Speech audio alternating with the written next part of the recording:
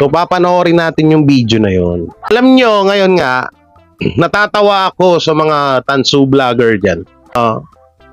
Na alam nyo yun, kahit napatay na yung tao, ikino-content para lang magka-views.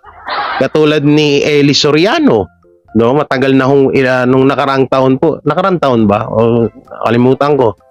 Ilang taon na pong patay si Eli Soriano na mortal na kalaban po ni Pastor Apollo Kibuloy. No? So ngayon, eto, kino-content nila para pangsupalpal daw di umano dito sa mga vlogger ng DDS or ang mga vlogger na kumakampi kay Pastor Apollo Kibuloy. Sana nakita, patay na yung tao, ipang susupalpal nyo. Kakita nyo sa social media yung patay na. Tulad ng yan, may vlogger akong napanood, may video. Halos lahat po ng content